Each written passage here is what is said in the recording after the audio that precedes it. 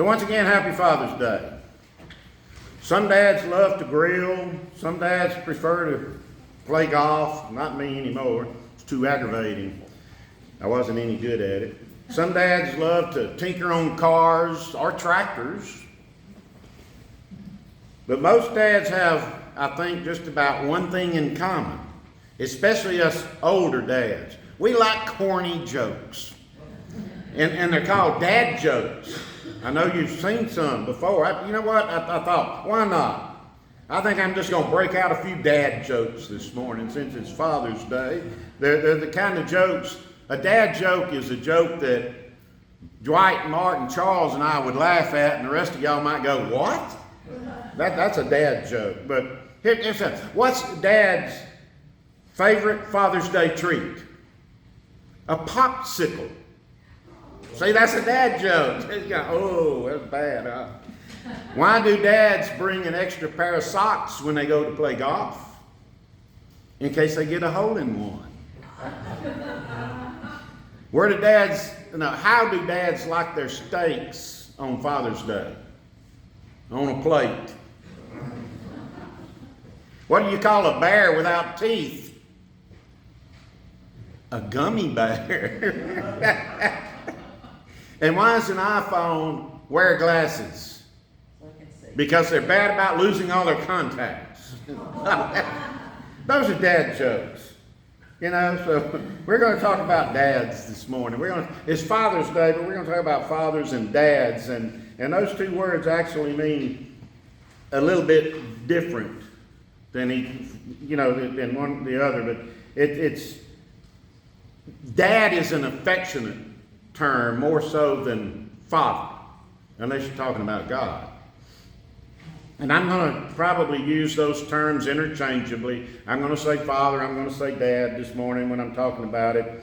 But when I'm talking about a good father, I'm talking about someone that their child would happily call, that's my dad.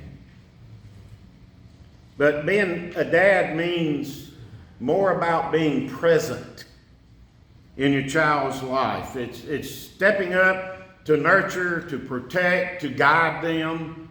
And as Hudson Avery used to say when he summed up his prayers at First Baptist Church in Dubach after praying for about 12 minutes, he would end it with, guide, guard, and direct our lives. And that's what a good father or a dad does.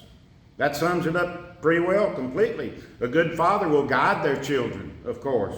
A good father will guard their children from physical pain and heartache. A good father will direct their children away from all the evils of this world. So a good father or a dad will guide, guard, and direct their children. It's more than a biological title. Father means so much more than that. Being a father is a lifelong choice that you've made when you have children. It's a time when you put another person's needs before yours, your children's. It's a time when you're chosen to lead by example for your children. And it's a time for you to be the one that provides a safe place for those children when they need it. Being a true dad is a tough job. Most children want a dad that is present, not one that's perfect. We're not perfect. A child that's expecting a perfect father will be disappointed because we are not perfect. No one is. But a child that's wanting a dad that's going to be present, if the dad is a good dad, a true dad, then that child will not be disappointed. Our children, I think, really prefer presence over perfection from their fathers.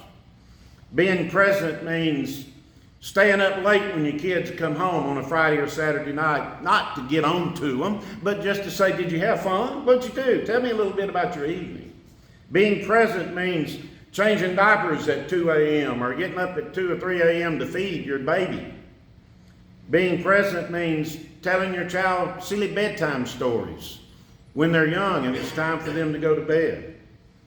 Being present means having heart-to-heart talks with your children about their wishes, their pains, their expectations, their plans, and their achievements.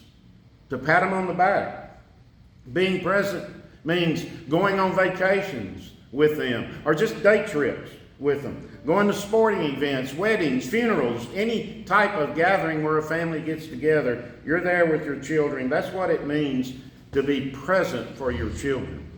And a good father will mentor their children, teach them how to act in any situation, teach them how to treat other people. Fathers will teach their sons how to treat women respectfully. And fathers will teach their children how to handle stress and how to handle setbacks. That's what those little talks are about sometimes that you have with your children. And we know that our children have a lot of setbacks. They will. Just like we're not perfect fathers, our children are not going to be perfect. They are going to have problems. They're going to make mistakes. They're going to need times when we're there for them to talk to them and listen to them. Many times I've said over the years, when some of my children do something wrong or don't do something, I tell Billy, I say, well, one day they'll learn. Sometimes she thinks, well, you need to help them. Well, I'm there to help when they need it. But then I also say, let them learn. And if I see that they're not learning, then a good father will step in and help. And a child needs to feel safe around its father and not fear. You should not be afraid of your father. And a child should respect their father. And to gain respect, your child needs to know what to expect from you, how you're going to react. Now, only my children have the privilege of calling me father.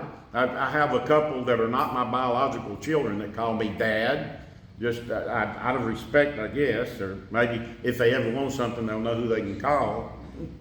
But, you know, when a child of mine says, Dad, I listen. I'm a little more responsive. I'm a little quicker to respond to their needs than other people maybe. And isn't that what a father should do? Even when they get older, shouldn't we do that? Even when they're grown and have their own children, we should still be there. When they say, Dad, and you know when they say it that way, there's something right after it that you need to listen to because they probably need something. And I pray that my children will never be too old to call me and say, Dad, I need something. I hope they'll never be too old to do that. A father sometimes is just a biological contributor to a child, but being a dad, that's something that you choose to do actively in your life to support, care, and to even champion your children in every stage of their lives. Now that brings me to a question. Why do we call God Father? In the Old Testament, the first reference to God as Father is when Moses is given his farewell speech to the nation of Israel. And Chris is now going to read Deuteronomy 32:6, which is what Moses said. Is not he your Father who created you, who made you and established you? Moses is talking to them about God. Isn't he your Father? He created you. He made you. He established you as what you are. Doesn't that make him your Father? Now he's talking to the nation of Israel, and he's telling them that God is the Father of Israel and each one of you, but he's also the Father to all of us because he has established us and made us and created us. Doesn't that make him our Father also? God didn't establish you on this earth just to leave you and forget about you. God established you on this earth to be there to nurture you and help you just like a father would do if you needed him to. He created us in the same way as he created the Israelites over 6,000 years ago. Much of the Old Testament refers to God as the Father of Israel, and then in the New Testament we hear more about the talk of God being the Father of humans, of individual people.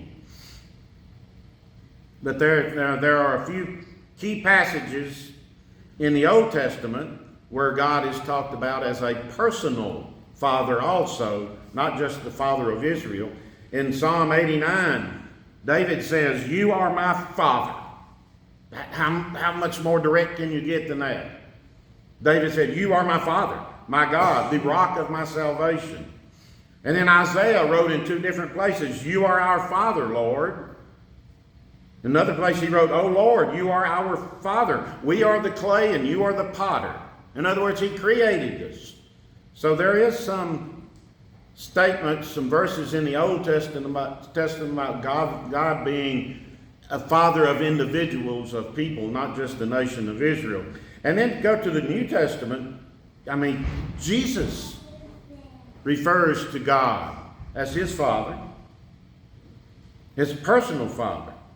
The first time this happens is when Mary and Joseph leave the temple and leave the 12-year-old Jesus in the temple. They go down the roadways and they realize, oh my goodness, we left Jesus.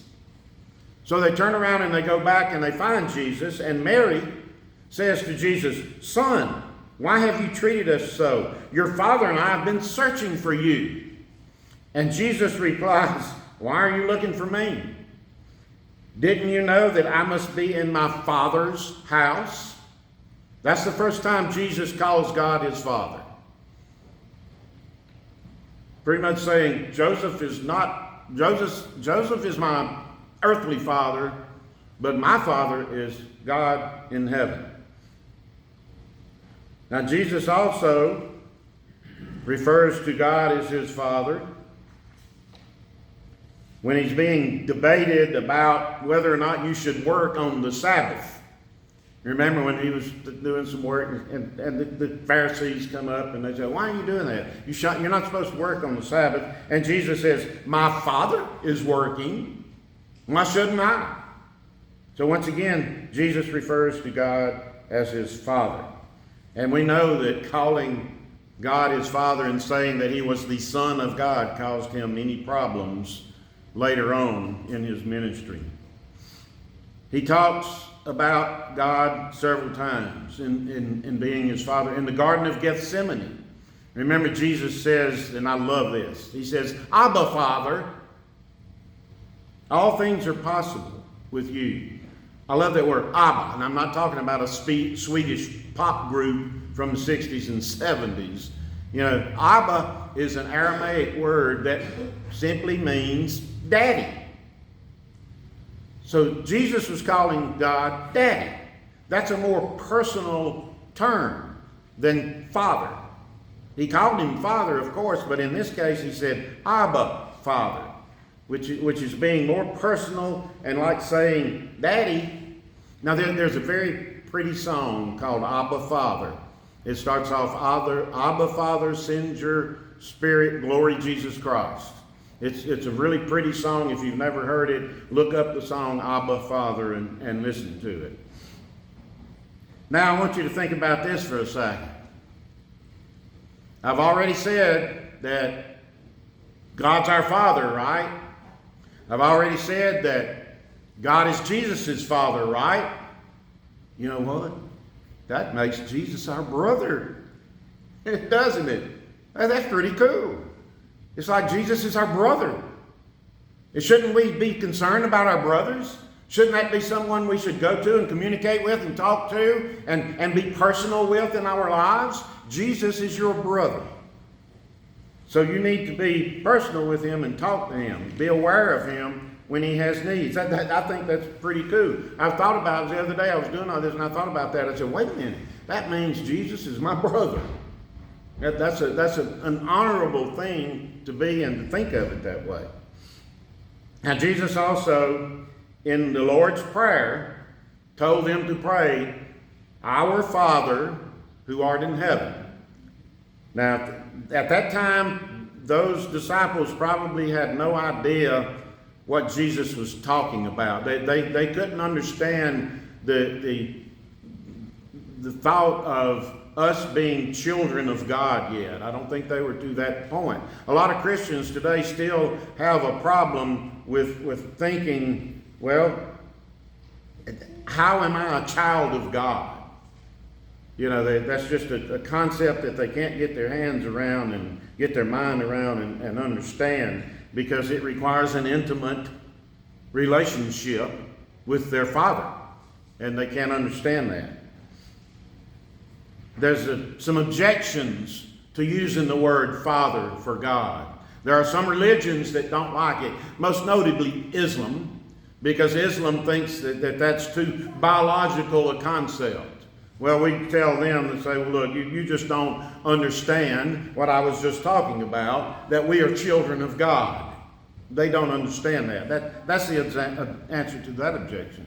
Another objection would be that maybe there are some Christians who have experienced abusive fathers. And they're thinking, well, I don't want to call God Father. Because then, I mean, this father was abusive to me. Why would I call God Father? Well, you need to tell them, and the answer to that is that was your biological human father that was born in a sin nature and was not able to overcome his sin. God is perfect, and he's not like any earthly human being. And another thing, some people, another objection, they might say, and this one I think is just so funny, says that, well, Father is so gender specific. I mean, why can't we say, our mother who art in heaven? Why do we have to say our Father who art? Well, that's because Jesus said it. That's why we say it that way. And another thing is that it's not gender specific. God was not male nor female. God is a spirit. He's not male or female. It's just that if you think that there should be an objection to calling God Father, insinuating male, then you don't understand the Bible and you don't understand the Spirit of God, Jesus Christ, and the Holy Spirit. You know, it's something that you don't understand. Maybe you try to explain that to them, but there's nothing biological about God. I guess that would be the best way to say it. And something else we're told in the Bible in more than one place is that God has a special heart for the fatherless, those who don't have fathers, those who can't celebrate Father's Day, those that have never had a dad or a father figure in their lives. God commanded in Psalm 10, he says, justice, there shall be justice for the fatherless. And in Psalm 68, he says, I will establish myself as father to the fatherless. So God had a special place for those who had no father. And in the book of James in the New Testament, in James 1, we're told that religion that is pure before God the Father will visit the orphans. We're told that in James. So God has a special place for the fatherless. He is their father. And in many cases, maybe their only father. But, you know, maybe we need to seek out those. And maybe we need to be a father figure to them, just as we are told in James 1, visit the orphans. Now, I've talked about being a father, person that's proud, that's there, present, that teaches, that guides, guards, and directs the lives of their children. Now I want to ask you a few questions. What would your earthly father think of you and say about you right now? If you are a father, what would your father say about the way you are a father or dad? Another question. What would your Father in heaven say about the Father that you are here on earth? And one more question.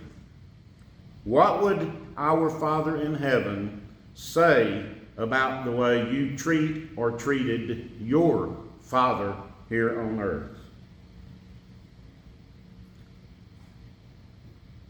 What does God know about you in those matters? Think about it. Our Father who art in heaven, hallowed be thy name. Abba, Father. Amen.